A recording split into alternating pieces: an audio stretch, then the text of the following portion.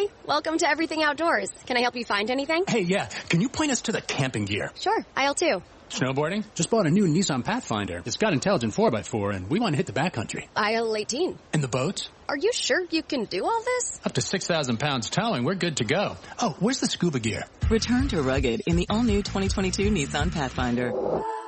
Available intelligent 4x4 cannot prevent collisions or provide enhanced traction in all conditions. Always monitor traffic and weather conditions. Towing capability varies by configuration. See Nissan Owner's Manual for proper use.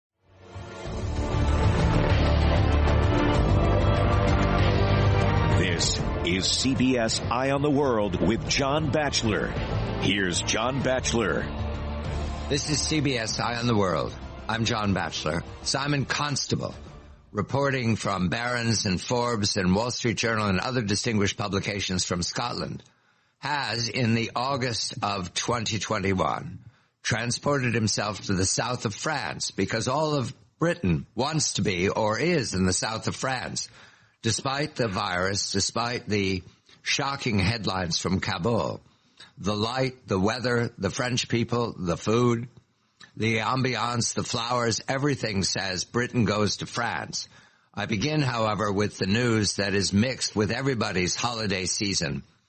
All of Paris, all of London, all of Berlin is empty because they're on vacation reading these reports. This is Agence France Presse in these last hours.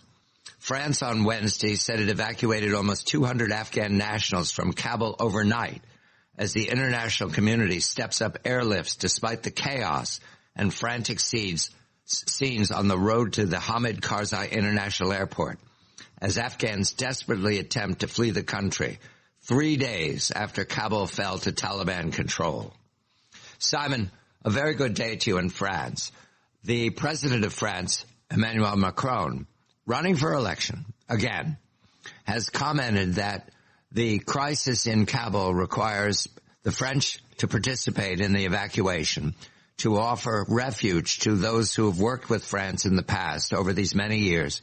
And at the same time, Mr. Macron wants a uniform response from the European Union towards what is anticipated to be a refugee crisis. You are witnessing this in the south of France. I'm guessing that the news is dominated by Kabul. Good day to you, Simon. Good day to you, Don, and greetings from the south of France. Occitane is where I am, and it is beautiful here.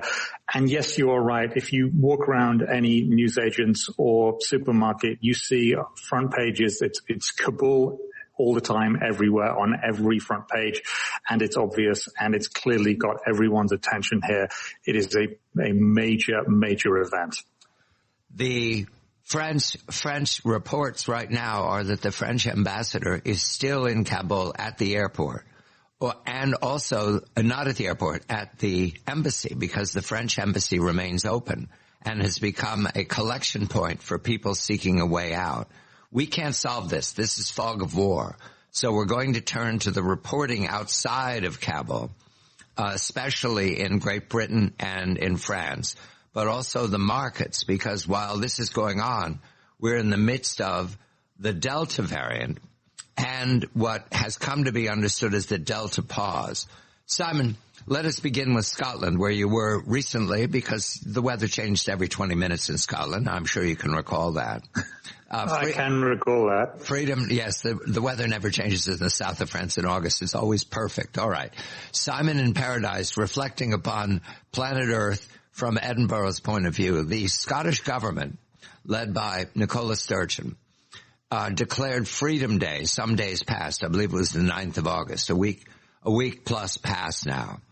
And yet there is this hesitation about what the road is ahead.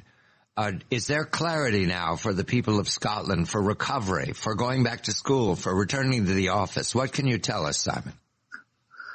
Well, this is the really strange news, is that just days after Freedom Day, the Scottish Nationalist Party, which is run by Nicola Sturgeon, wants the so supposedly temporary rules and laws that were given to the Scottish Parliament to be made permanent. So those were things like the ability for the government to shut all schools and to shut businesses down and to let prisoners out of prison early.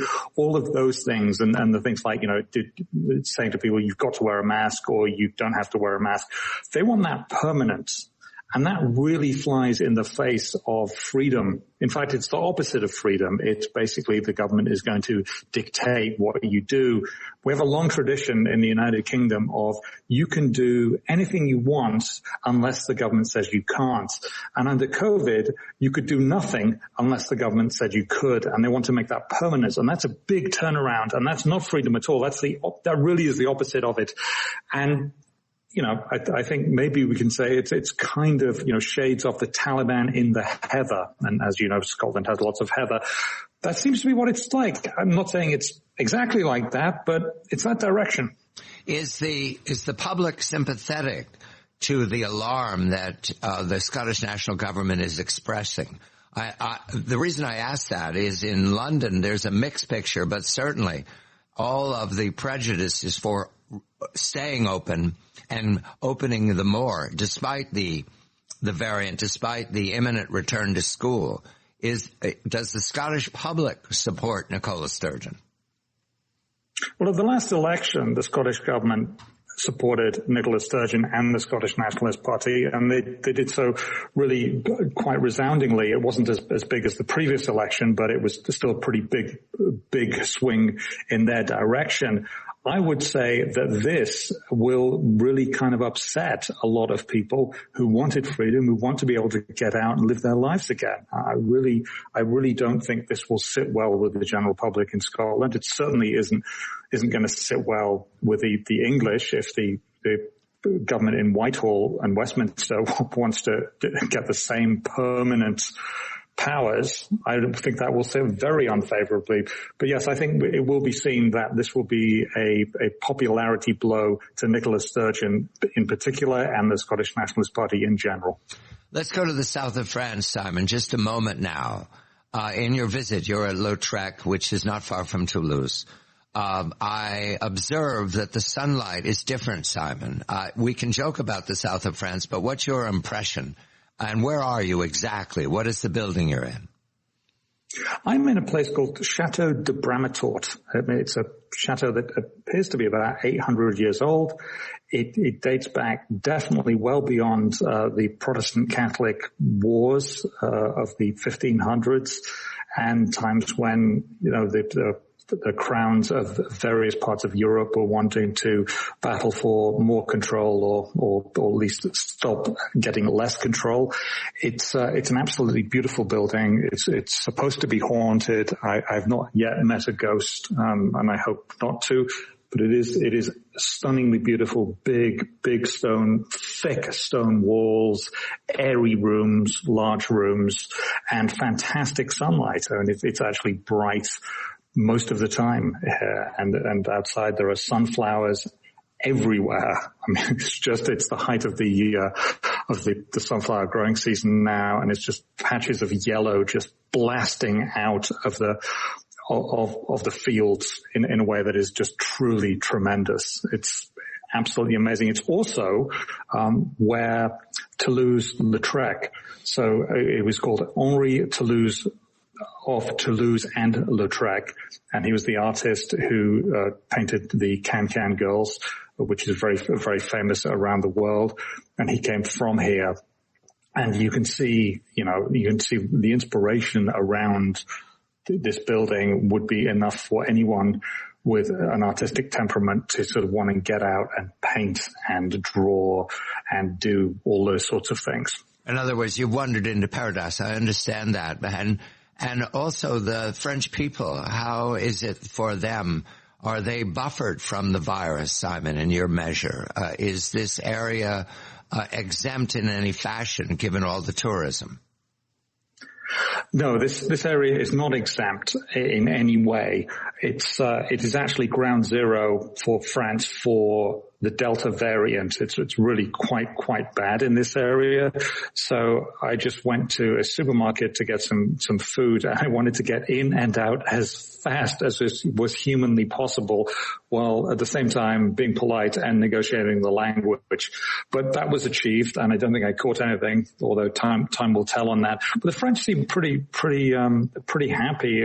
Great food, and I had some lunch, and there were people sitting outside having a lunch, having a coffee, some having a glass of wine.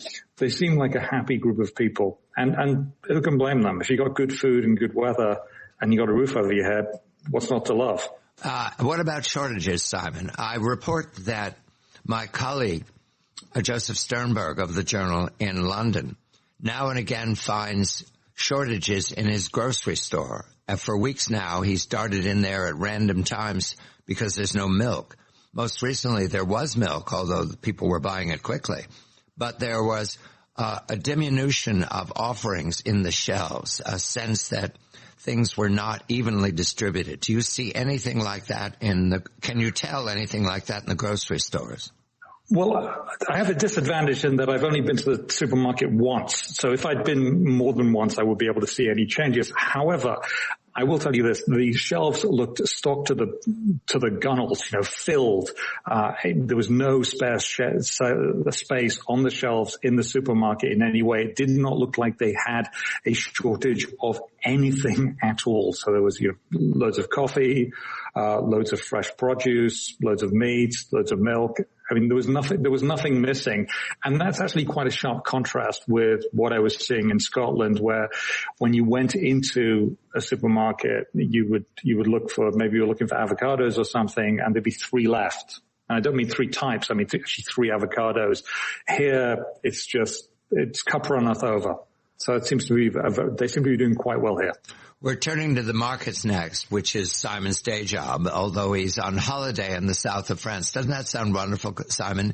Despite the virus, despite the worldwide slowdown, despite the Kabul tragedy, to be on holiday in the south of France is every Briton's sense of having survived the worst of it and ready for the next phase. When we come back, there's a worldwide drought. What does that mean for prices at the grocery store? What does that mean for inflation in general as the Federal Reserve prepares to debate taper? This is CBS Eye on the World. I'm John Batchelor. Saving starts with Xfinity. Get a great price on Xfinity Internet. Plus, ask how to get an eligible 5G phone on us. And for a limited time, $300 back when you add Xfinity Mobile. Go to Xfinity.com/start saving. Call 1-800-XFINITY or visit a store today. Restrictions apply. This Labor Day, put an end to junk sleep. Right now at Mattress Firm, save up to $500 on our top-rated brands when you get a king bed for the price of a queen or a queen for a twin. Plus, get a free adjustable base when you spend $6.99 on Sealy. Or save up to 50% on hot buys from top brands like Sleepy's or Serta. With our highly trained sleep experts and our low price guarantee, you can rest assured you'll get the best bed at the best price. Unjunk your sleep. Only at Mattress Firm. Offer valid with qualifying purchase. Restrictions apply. Valid at participating locations only. For offer details, visit mattressfirm.com/sale.